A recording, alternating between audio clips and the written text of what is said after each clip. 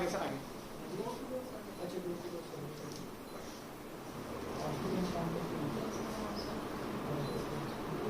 12 दिसंबर को शायद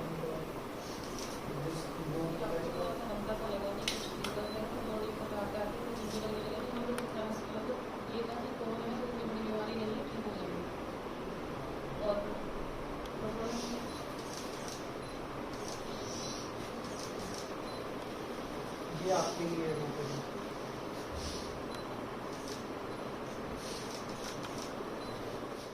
नितिन जी हमारे दिल्ली सरकार के स्कूल में टीचर थे और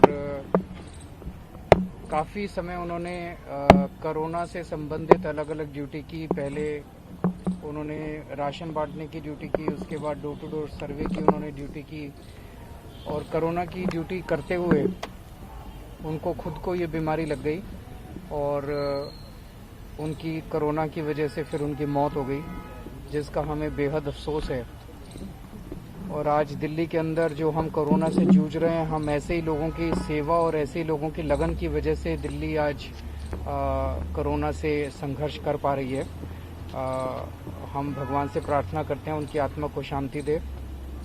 उनके परिवार के लोगों से अभी मैं मिला, उनकी धर्मपत्नी है, उनके पिताजी हैं, उनकी बेटी है।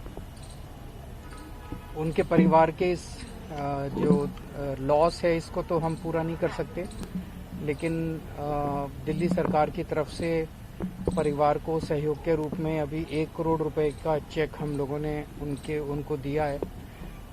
उनकी धर्मपत्नी को हम दिल्ली सरकार में टीचर की नौकरी के लिए भी प्रयास करेंगे ताकि उनके परिवार में किसी तरह की दिक्कत ना हो। और भी अगर कोई भी, मैंने उनको पूरा भरोसा दिया है कि किसी भी तरह की अगर ज़रूरत पड़ेगी तो दिल्ली सरकार पूरी तरह से उनके साथ है। हम पूरी हर तरह का प्रयास करेंगे। वो जुलाई से ड्यूटी पे चल रही थी अपना कोरोना के समय ना, तो उसमें पहले कभी राशन पे लगी, तो ऐसे फिर बाद में इसके last time door to door लगी सर्वे के लिए। तो थोड़ा इधर ये 10-11 टोटल थोड़ा ऐसे इलाके थे थोड़ा सलम टाइप, तो वहाँ पे करता रहा। तो इसको दिक्कत तो कोई नहीं थी ना, इसलिए कोई डाउट भी नहीं गया हमें भी कोई प्रॉब्लम है। तो इसको जो है मैं कहा भी टेस्ट करा ले। ये मेरे लिए कहता भाई आप कराइए। मैं ना आप भाई मैं तो घर में रहता हूँ, तो आप ड्यूटी पे कर रहे हो तो आपको कराओ। तो इनका टेस्ट कराया गया, वो नेगेटिव आया। कहना वो टेस्ट नेगेटिव है। तो इनके टीम में जो डॉक्टर है वो कहने भाई घबराने की बात नहीं, ऐसे ही होता है, तो कुछ नहीं है, कोई दिक्कत नहीं है। तो उसके बाद वो हम भी नॉर्मल रहे। तो 12 तारीख को आके रात को 11 को दिक्कत लगी उसको थोड़ा सा। तो हमने सोचा भाई शायद गैस वैस होगा, कोई हमने इतना ध्यान नहीं दिया, कोरोना की तरफ ध्यान ही नहीं गया हमारा। फिर वो कहनी थी भाई पापा तबीयत तो उसको ज़्यादा लग रही है। तो फिर हम सुबह उसको हॉस्पिटल लेके गए। वो कहने भाई आप कोरोना के लक्षण लग रहे हैं तो आप इसको बड़े हॉस्पिटल ले जाइए। हम उसको रामलोर ले गए, तो वहाँ भी रिपोर्ट नहीं थी हमारे पास। तो वो कहने लगे भाई ऐसा है, बगैर रिपोर्ट का हम ट्रीटमेंट क्या करेंगे। मैंने भाई ऐसे ऑन ड्यूटी थे, तो इस बात को उन्होंने कंसीडर किया, थोड़ा सा ध्यान दिया। तो उसके बाद उन्होंने जो ऑक्सीजन दिया, ट्रीटमेंट जो भी कर रहे थे, वहीं पे हमने फिर रिपोर्ट मंगाई। तो रिपोर्ट वो पॉजिटिव आई। तब उन्होंने इसको आईसीयू में जो भी ट्रीटमेंट, वहाँ जाके ट्रीटमेंट किया। फिर उन्होंने बोला भाई ज़रा ये 24 घंटे का थोड़ा खतरा है, ये निकल जाए, तो वो भी निकल गए। कह लें कोई बात नहीं, अब बेफिक्र रहिए, इसकी एज इतनी नहीं है कि कवर ना कर सके। हम भी निश्चिंत हो गए। फिर अचानक ही सुबह वो खबर आ गई। बस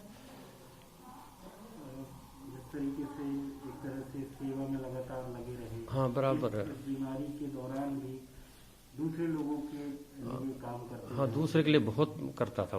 अपने लिए उसको दिक्कत है, दूसरे के लिए जरूर करता था। अपने पूरे स्टाफ में, पूरे उसमें, पूरे इलाके में हेल्पफुल था। पूरे जोन में उसको सब जानते हैं, सबकी हेल्प करता था, नीचे से लेके किसी का भी हो। सारे काम किसी को नहीं करने देता, तो खुद ही कर लेता। यहाँ पे भी जाता था तो दूर से बात करता, भाई मैं ड्यूटी पे हूँ, दूर से बात किया करो, किसी को पास भी नहीं आने देता था। वो जून जुलाई से जब से खाना बंटना शुरू हुआ था लॉकडाउन के बाद, वो तब से लगातार ड्यूटी पे थे। मॉर्निंग में भी, वो इवनिंग में भी जाते थे और आके अपना नहाते थे, कपड़े वगैरह धोते थे। उन सारी चीज़ों का ध्यान रखा जाता था और खाने पीने की चीज़ों का बाकायदा डेली मास्क लगाना। घर में भी थोड़ा सा डिस्टेंसिंग मेंटेन रखते थे। आते ही जैसे बेटी थी मेरी, डैडी कह के चिपटने की कोशिश करती थी उन्हें, तो समझा देते थे कि बेटा जब मैं ड्यूटी से आता हूँ तो उस वक्त मुझसे थोड़ा दूर रहा करो, तो जब तक मैं कपड़े वगैरह ना चेंज कर लूँ। नहा के वो कपड़े वगैरह चेंज करते थे। लगातार वो ड्यूटी में रहे। हमारे में से किसी को कोई दिक्कत नहीं थी, ना खांसी, ना जुकाम, ना बुखार। पूरे परिवार में ना उन्हें कोई दिक्कत थी किसी तरह की। फिर उसके बाद नवंबर के लास्ट में या मिड से फिर डोर टू डोर वाली ड्यूटी लगाई थी और उसी में ही उन्हें दिक्कत हुई। और 11 तारीख की शाम को उन्होंने मम्मी का व्रत था एकादशी का, तो खिचड़ी वगैरह कुछ बनाया था तो वो उन्होंने खाया। उनके टेस्ट वगैरह में भी कोई दिक्कत नहीं थी और 9 तारीख को टेस्ट कराया था और एक रिपोर्ट नेगेटिव आई थी जिसमें हम लोगों को लगा कि कोरोना तो है ही नहीं है इन्हें।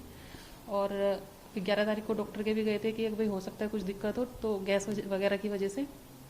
फिर 12 तारीख की सुबह में लगने लगा कि हाँ इन्हें ज़्यादा दिक्कत है, तो फिर मैंने बोला मैंने कि पापा इन्हें डॉक्टर के लेके जाते हैं, इन्हें दिक्कत लग रही है मुझे। और हम लोग डॉक्टर के लेके गए। डॉक्टर ने बोला कि भाई लग तो ये कोरोना के सिम्टम्स रहे हैं लेकिन यहाँ कोई ट्रीटमेंट नहीं है, तो दूसरी जगह ले जाइए आप। उन्होंने जाते ही ऑक्सीजन पे रखा, टेस्ट वगैरह कराए। वो टेस्ट के लिए बोलने लगे कि फिर ये था कि या तो शाम तक आएगी या 2-3 दिन बाद रिपोर्ट आएगी। इतना समय नहीं था हम लोगों के पास, तो हमने बोला कि टेस्ट तो हम लोग करा चुके हैं। आज 9 तारीख को कराया, तो 12 तारीख का था कि 12 तारीख को रिपोर्ट आएगी।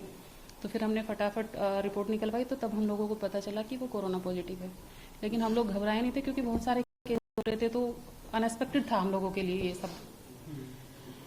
तो तब हमें पता चला कि एक कोरोना है, तो उन्होंने बोला कि एक टेस्ट में बता दिया था कि लंग्स काफ़ी हद तक डैमेज हो चुके हैं कोरोना के कारण, लेकिन कोशिश कर रहे हैं और कोई दिक्कत नहीं आएगी। 24 घंटे ज़्यादा रिस्क है, अगर वो निकल गए तो फिर पॉसिबिलिटीज़ है कि सब कुछ ठीक हो जाएगा, लेकिन 24 घंटे निकल चुके थे, हम लोग जरा भी नेगेटिव नहीं थे। और 12 तारीख को हमने एडमिट कराया था। 14 दिसंबर की मॉर्निंग में हमें पता चला कि ऐसा कुछ हो गया है। मैंने बताया ना कि जब मेरे हस्बैंड की जो है डेथ हुई, उसके बाद हम सब लोग जो है एकदम से बिखर गए थे, टूट गए थे। तो हमें समझ में नहीं आ रहा था कि हम लोग कैसे सर्वाइव करेंगे, क्योंकि मेरे पास एक बेटी है जो 9 साल की है। तो उस हिसाब से मुझे लगा कि एक भाई अगर वो नहीं रहेंगे, क्योंकि मैं एक हाउस वाइफ हूँ, तो हम कैसे सर्वाइव करेंगे सर। तो मुझे लगा कि इस तरह का कि जो है सहयोग जरूरी है, तो इसलिए मुझे लग रहा है कि एक भाई ये इस तरह के काम होने चाहिए सर। तो क्या क्या मदद हुई है और किस चीज़ का वादा? अभी हमें 1 करोड़ का चेक दिया है और जॉब देने का आश्वासन दिया है, और उसके अलावा अगर हमें कोई और जरूरत होगी तो वो हमारी और भी मदद करेंगे।